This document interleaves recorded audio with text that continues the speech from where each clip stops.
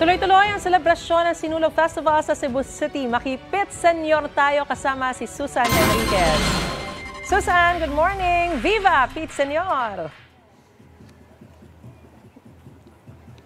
Viva Pit Senyor Maris, at mula nga dito sa Cebu, kahapon po ay pinagdiwang ang Sinulog Festival at tulad ng inaasahan talaga naman pong dinayo ito ng mga kababayan natin mula sa iba't ibang panig ng mga Pilipinas at maging mga dayuhan ay dumalo dito para saksihan itong isa sa pinakamalaking festival dito sa Pilipinas at yun hong mga kalsada dito ay napuno ng mga kababayan natin, mga kapuso natin na dumayo dito para makaisa sa pagdiriwang na ito na talaga naman pinaghahandaan upang magalak at matuwa ang lahat ng dumarayo dito kapag ganito ng pinagdiriwang ang Sinulog Festival.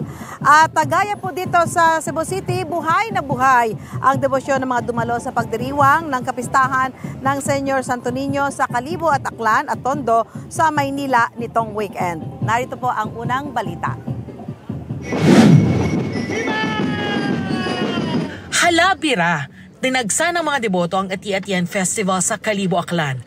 Makulay at maingay ang selebrasyon. May mga bitbit na imahe ni Santo Niño ang mga debotong lumahok sa misa at grand procession. Sobrang dami ngayon. Gusto talaga ng tao na magpasalamat. We want to please God kasi dito po sa province ng Aklan, sa Kalibo, ay blessed na blessed po kami. Kami ay nagbibigay pugay sa Kanya.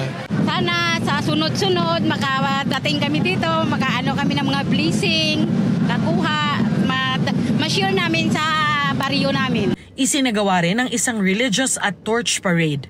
Pit Senyor, buhay na buhay ang pagdiriwang ng Sinulog Festival sa Cebu City. 91 contingents ang lumahok sa Sinulog Grand Mardi Gras ngayong taon. 18 dancing contingents ang nagpasiklab sa kani-kanilang performance sa Sinulog-based at free interpretation category. Tig 3 million pesos ang cash prize sa dalawang kategorya. 50 grupo naman ang sumali sa float category at 12 ang nagpagalingan sa higante category. Viva Santo Niño! Sa bisperas naman ng kapistahan ng Santo Niño de Tondo sa Maynila, muling idinaos ang Lakbayaw o Lakbay at Sayaw Festival, tagisan sa sayawan, sa tugtugan, at sa makukulay na kasuotan ng mga lumahok bilang pagpapakita nila ng kanilang debosyon sa Santo Niño. Masaya, magandang pakiramdam kasi naging maayos na ang mga mamamayan ngayon. Masaya after COVID, we made it! Kanya-kanyang paandar din sa bihes ng imahen. Sa gabi naman, nagkaroon ng street dance festival competition na may temang Hiling Mo, Isayaw Mo kay Santo Niño na nilahukan ng iba't ibang dance group. Ito ang unang balita. Darlene Kai para sa GMA Integrated News.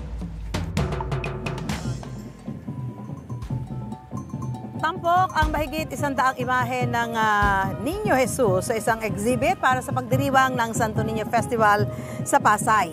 Iba't iba ang bihis at laki ng mga Santo Niño. Bago dalhin sa exhibit, ipinarada muna ang mga imahe sa ilang kalsada sa Malibay bilang bahagi ng pagdiriwang ng Santo Niño Festival. Ikinatuwa naman ng mga residente at deboto ang muling pagbabalik ng pagdiriwang na yan matapos ang pandemic. Bukas ang exhibit hanggang January 28. Mga kapuso, para una ka sa mga balita, mag-subscribe sa GMA Integrated News sa YouTube. Sa mga kapuso abroad, subaybayan niyo po kami sa GMA Pinoy TV at sa www.gmanews.tv.